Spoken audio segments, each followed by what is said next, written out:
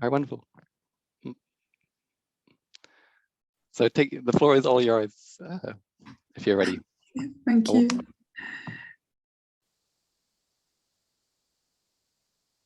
All right, do you see the screen? Perfect. Yep. All right, well, hi everyone. Thank you so much for joining on the 23rd, one day before Christmas. So as you probably saw already before, the topic of today will be quality time. Christmas time well spent.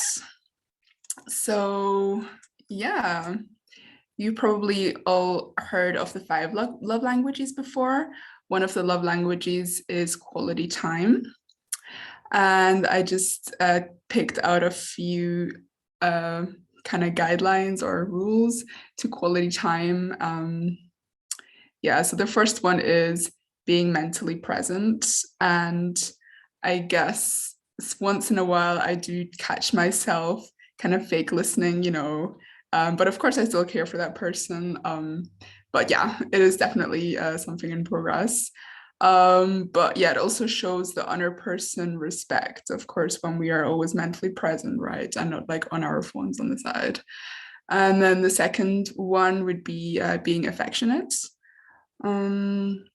Yeah, just really showing that you care for that person and showing empathy. And yeah, you kind of you sometimes can get the vibe of that person if someone is being affectionate or not.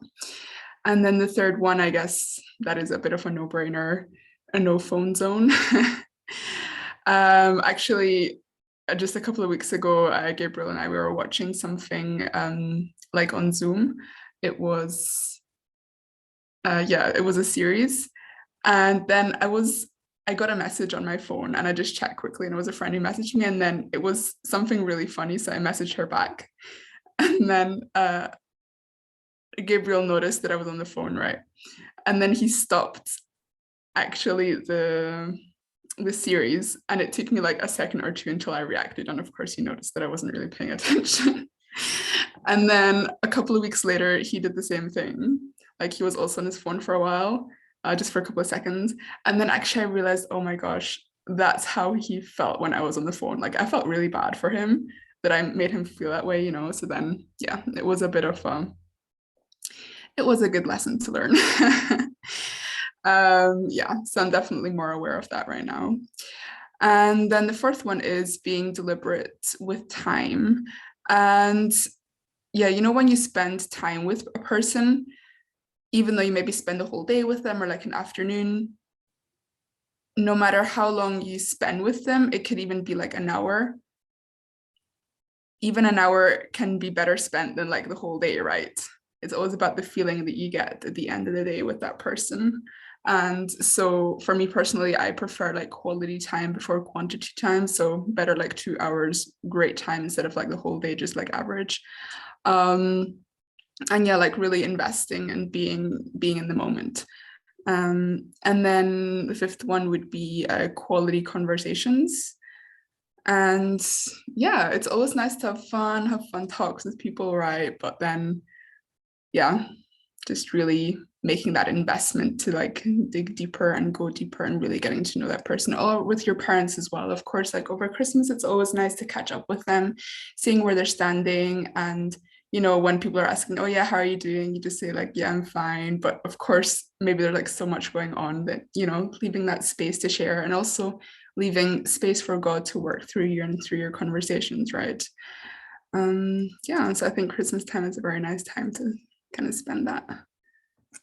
And yeah, it sounds a bit depressing. Maybe you already saw an online video about regrets of 90-year-old people. And there are so many of them, so many regrets, but 2 of them that stood out: spending more time with family, that they regretted that they didn't spend enough time with family, and also that they wish they had not spent so much time working. So yeah, always also keeping in mind that life-work balance. And yeah, would we regret not spending this quality time now in like 50 or 60 years time? And then you know, maybe it really depends in which family I guess you grew up in. In some families, it is sometimes the case that, you know, when our parents they joined the church, then our grandparents got really mad and resentful, or maybe also our uncles and aunts, right? And then there's this kind of bad feeling in the family, right? But I believe that also like us BCs, we're kind of in the neutral position. It's not our fault that we were born in the movement, right? And we can somehow then cross that bridge that has been created between our parents and our grandparents, for example. And yeah, just really showing, you know, giving them love and support, and yeah, just having a great time building that relationship with our aunts and uncles or with our grandparents. And yeah, that can somewhere also be healing for all parties involved. And yeah, there's a nice quote that I found. It's a wonderful feeling being a bridge to the past and unites generations. And another quote, time spent with family is time well spent. Family is the one constant element in life. It's just something small to take for tomorrow for Christmas. All right, that is actually already it. And yeah, just a few questions that I prepared, and I could share them in the chat.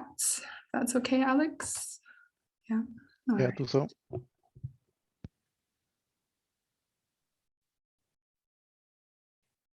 Thank you so much for your wonderful reminder of quality time and like things, bad habits we may carry into relationships. Yeah, really appreciate it. And yeah, we prepared some breakout rooms for these questions once you are able to get them in the chat. Okay.